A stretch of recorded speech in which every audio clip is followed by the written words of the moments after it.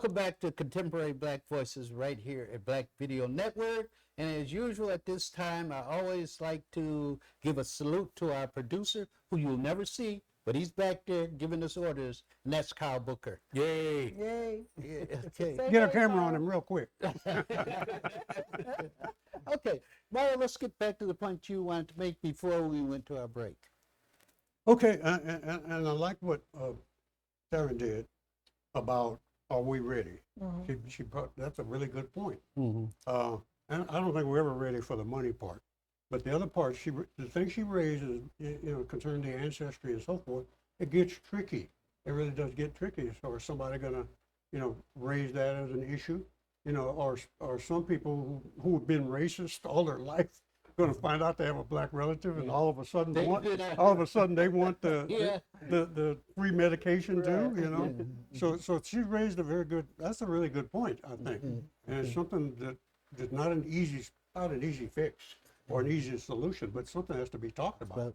And I say we're not ready as black folks. Well, I know the white folks who have black relatives, they're not ready at all. Okay. Well, one of the things I brought out during our break was I'm watching and I'm seeing more stars coming on YouTube announcing, I did my DNA search, and guess what I found out? I'm part black.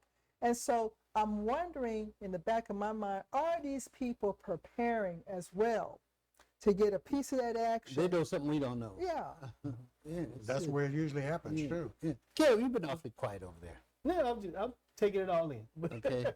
No, but I want to circle back. So I know Chris had mentioned something about people who were saying, or you did, about people in Michigan who might not have believed that they played an active role. Right. And Their ancestors did. Right. And so I mean, my ancestors, they never interned a single Japanese person in their life, but their tax dollars went to pay reparations for Japanese internment. Yes, sir. We've never taken land from a single Native American, but my family's tax dollars went to go and compensate Native Americans. So even if you look at the compensation that was done for the Holocaust survivors in Germany, that was American tax dollars. That came from the Marshall Plan.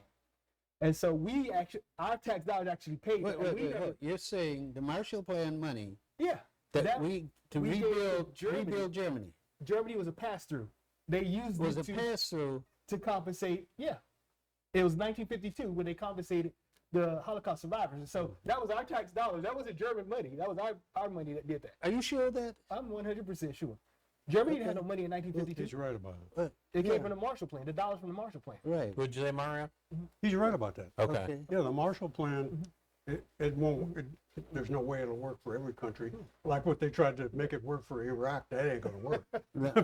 But it did work for a Germany, country. yeah. Well, for a country And Japan. totally devastated by the war. Yeah. And Japan too. Yeah. Did America do that because they were Jews and the Jews were just trying to figure out how to get the money and they didn't care where the hell it came But from? that's a good point, because I want to ask you, was it we gave we gave the money to Germany to rebuild Germany?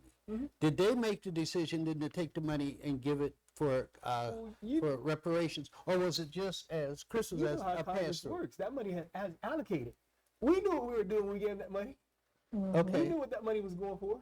So you. Wait a Well, minute. and there's a Was it- political dimension to it too, Fred and Caleb.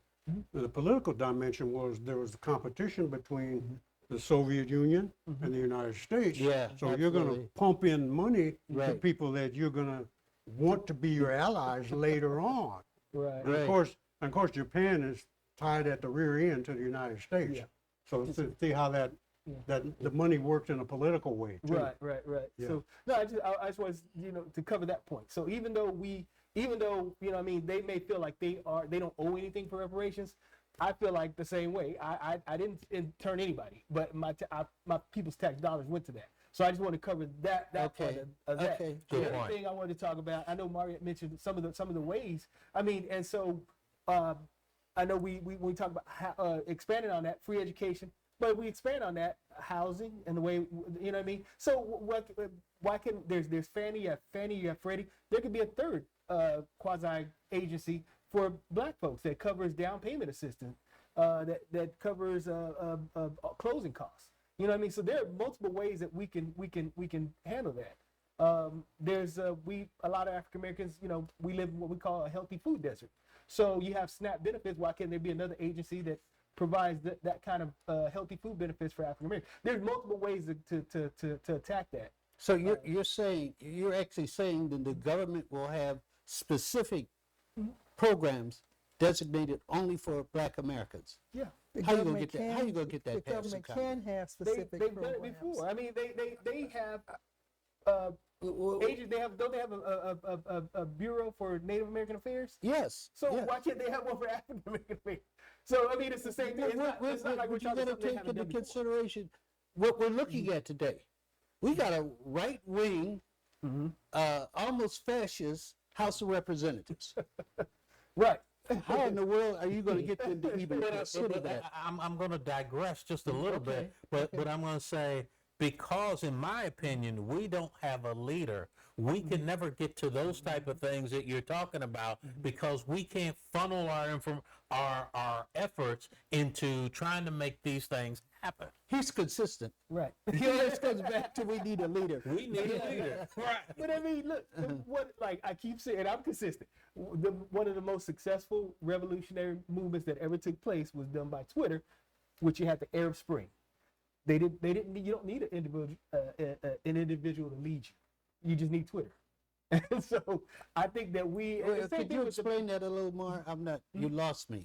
Okay, so the Arab Spring was done by people just communicating on Twitter. We're going to meet at Tahrir Square. We're going to meet here. We're going to meet there, and it was a mass movement. There wasn't a central figure that was in charge of the Arab Spring. Okay. And that's why it was so successful, and it spread from one country to the other. Okay. Because it was Because a social of media the revolution. Social media. Right. Okay. Right. But they had to believe in each other first. Well, and the other thing that, I don't know, just makes me sick is when you hear people say things like, you know, how can the Chinese who immigrated here were able to set up all these stores and laundromats and all this other stuff, and the black people can't do that? Well, there's a simple answer. They come from a culture in which they believed in rotating credit. And Stick it together. That's their culture, right? The culture that Africans had when they came here was taken away from them. So this didn't happen to the Chinese. Italians the same way. They wouldn't. Italians used to boast, "We'll never borrow money from an Anglo bank." So they set up their own banks. Right. But they had a culture already in place, you know, in Sicily, and it got taken over by the mafia at one point. But they had a culture already in place. With Asian Americans, I mean, I know Asian Americans right now who say they have a meeting every once a month. They have a meeting, and all the relatives come in this meeting. Might be 50 of them. And so who's got a business plan? Oh, really? Yeah, one guy raised his hand. I want to start a restaurant, Chinese food. Here's my business plan. Passes everybody a copy out. Got a week to look at that. They come back and take a vote on it, yes or no? And then everybody chips in a big chunk of money because they create one pot of money, and then they give him that money to start to build the building. Part of that Joy Yeah, Luck Club. it's called rotating credit. And then the people who are part of that family, they wind up being workers at that restaurant. They hire only their own, or not only, but mostly their own. And you give a very good example of what I'm talking about when I say we're not ready. When we can put those type of plans together that you're talking about, then I believe that we're ready to be able to take, especially from a monetary standpoint. Well, but the only thing I agree, but also I agree with, it's much harder for African Americans who don't have a culture of that Sure. to be able to accomplish that. So you're talking about reinventing the wheel, or you were talking about inventing a wheel that didn't exist. Sure. But we do have the model. That's true. Black Wall Street. That's true. Yeah. But- and they destroyed that. Go ahead, Caleb. No, but I also want to talk about when we talk about Jim Crow. I want to talk about some of the systemic stuff, because there has to be a foundation. You know what I mean? And so we were denied that foundation. When you look at and when we're talking about compensation, when you look at the roots of this country, look at the roots of Social Security and the way the bargain that was struck on that, it excluded farm workers and domestics, and that was done intentionally. And that was 75% of black folks in the South, 60% of black folks in the North. And so when you talk about the systemic impediments, you have to look at that. You have to look at the GI Bill. another thing that Yeah, came they along did. to lift people out of poverty. So we were excluded from that. Right. We were excluded because even though it was federally mandated, Only for a little while. It was locally run and locally administered. And so you had redlining and covenants and stuff like that that restricted us from that kind of wealth building. So when you talk about putting together pools of money and stuff like that, it has to come from somewhere. So we traditionally been restricted from being able to accumulate that to even put it in the pot. So, The- okay, go the ahead. disparity between the wealth gap between white households and black households, It's we have astronomical. 10%. It's 10% of the wealth that a white Yeah. household has. You know what I Absolutely. mean? So it has to come, that kind of funding has to come from somewhere. Yeah. Fred, is this show dated? Is this show dated? Yeah, like March? No, it's going to be up today. The show itself? Yeah. Is that what- Yeah. Will it show beyond March? Like Yeah. April, May? It'll Yeah, be on, yeah. Okay, well, ongoing. I'm trying not to date it, but Okay. the month that we're making this film in is March. Right. Right, and so in deference to Women's History Month, see, the men, if you let the men take over, they will. I'm just listening. She has next week women's history, and I think we have 2 weeks after that we're going to concentrate on women's history. Okay, cool. Yeah. But you know, if you think about just the contributions that have been made by foundational Black Americans and enslaved Blacks, we have had our hands in every institution you can think of. Insurance. The insurance industry came about so that they could insure those slave ships. Okay. Mhm. Medical. Henrietta Clack. Is it Clack? Black. Lack. And the what they call the hemi cell. Well, her cells are so Oh yeah. profound that there are every medical, pharmaceutical piece you can think of. Has her family been No. compensated No. No. for them? The pharmaceutical No, good company point. hasn't even written a check to compensate for her sales. Okay, if you just think about again the education system, when we moved from Black communities over into and integrated into non-Black communities, the Black teachers were not allowed to come in. And what was happening? A lot of our boys were being put in special education, right? So our handiwork has been in everything. In fact, talking about Kanye, okay, last week. Uh-oh. You know, our Black culture is marketed across the world. Yeah. If you even look in China, if you go to YouTube, look at Chinese, Asian pop culture, they're copying our culture. So everything about us, from head to toe, is marketable. The only thing, we are excellent in sports, music, writing poetry, but we don't in terms of our culture.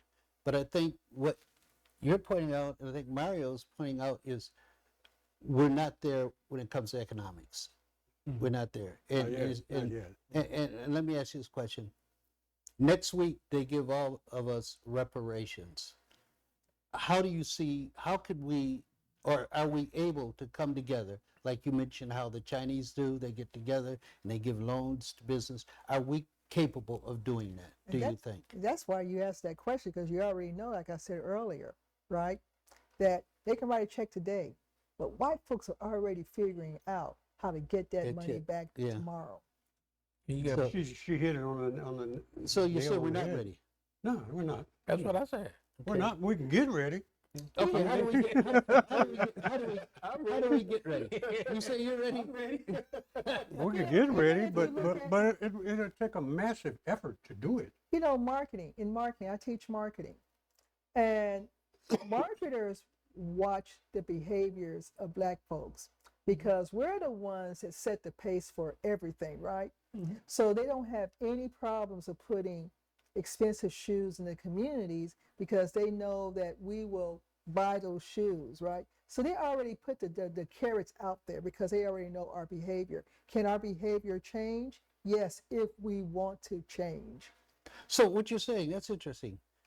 So they know by giving Michael Jordan a major contract, They already know. they're going to get that money back They already because they know. know we're going to buy them. They already know. How do we get beyond that? Well, you know, it's a thing to where, and maybe this is a fallback to when we weren't allowed to have things, to where we're mentally materialistic. I know I've got relatives. Yeah, we're great capitalists. Yeah, yeah. You know, and to where we don't understand that, you know, like San Antonio is going to have a Lamborghini dealership, Yeah. and if we get those reparation checks tomorrow, I'll be first in line. And you know what else? You know what else too, Fred and Sharon, everybody. The amount of capital that people like Elvis Presley stole and stealing songs from Yeah. from black artists. And then that song, "The Lion Sleeps Tonight," Yeah. that was stolen from a South African group. Disney stole that. So Disney needs to fork some money over too, or some kind of compensation, because we could talk about music stolen from African American, all kinds of stuff stolen, and then, like you mentioned, appropriated for their the benefit. entire gynecological system was built on the experiments that were done to female slaves. The entire system. Really? The entire system was based on stuff that they did to those women without anesthesia. The father of gynecology, Sims, Dr. Sims, he experimented on slave women. He's considered still to this day the father of female medicine. And he was a brutal slave proponent of slavery and operating on black women with no anesthesia. Oh, jeez. Well, before we run out of time, we're getting close. Mario, could you see any way, you're a leader here, okay? And you've been a leader for a long time. Can you see how that could work in San Antonio? Reparations. How we could use that money to build what you're talking about, the Chinese and other groups do. Well, to me, everybody holds someone in some kind of esteem.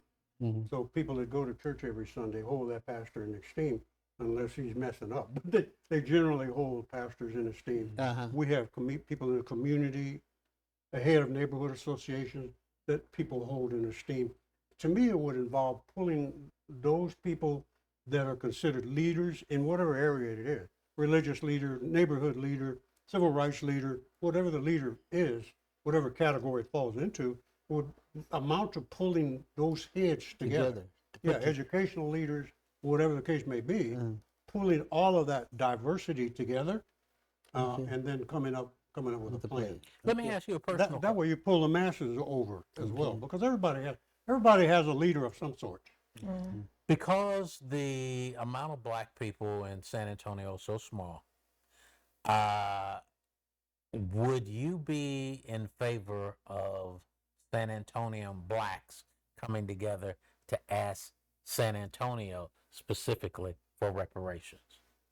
And it may not be something that could happen, but I think the symbolism of what's going on, you also talked about another city that has done it or so, whatever. And I think that this just may be a little seed to go another way to be able to say this. So I'd like your opinion on that. Politically, the little town that I mentioned, I can't remember exactly where, but it's mostly a town of Anglos, blacks, and whites.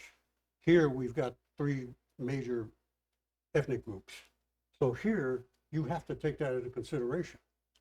You're not going to do with such a black population. You're probably going to have to, and somehow include Mexican Americans in that calculation. They were hung too. And plus, you take down there in South Texas, King Ranch, all that land was stolen. Stolen from the Mexicans after the War of 1846. Yeah. And so turned into white people on on their birth certificates. Yeah. They did that on purpose too. In South Texas, they turned. If you were, I don't care how dark you were. If your last name was Rodriguez or Salas or whatever, your parents probably had white written on their birth certificate. And the reason for that was to create a power base for white political bosses. Okay. Like in Zapata County, they labeled the Mexicans white because the white guy who ran the politics, he could not be elected to a position on city council or county commissioners because Mexicans couldn't vote. But once they were labeled white, then he could get that pool of invented white people Right. to vote and then win an election. Okay. It was so bad in South Texas that several counties actually split off from another county because Mexicans were in control. So the whites who didn't like that white guy doing that, they cut another county out of that particular area. That's Okay. how we got some of those, so many counties down in the southern part. Okay, we'll end with our guest speaker. Thank you, Mario, our Yes, guest thank you. discusser with us. Did you want to Yeah, no, you because I know make a we- final comment? Yeah, so no, I just want to set a baseline, really, real quick. And so, reparations is about what was done to folks, what was done to Native Americans, what was done to the Japanese, what was done to the Jewish people in the Holocaust. So I just to set a baseline about what was done to us, according to UNESCO, only one out of 7 people that were captured actually made it onto the ship. 1 out of 7. And out of that 1 out of 7, they still lost another 15% during the Atlantic crossing. Yeah, yeah. So when you have numbers, and the numbers they vary, but if you take the lowest numbers at 15 million people, you have to multiply that. You have to take into account the 15% that was lost, and then multiply that by 7 times. Well, yeah. And so I just want to set that baseline when you talk about what was done and the need to make Black folks whole. And Great it's a point. terrific point to end this discussion on reparations. And coming up next will be Hot Topics.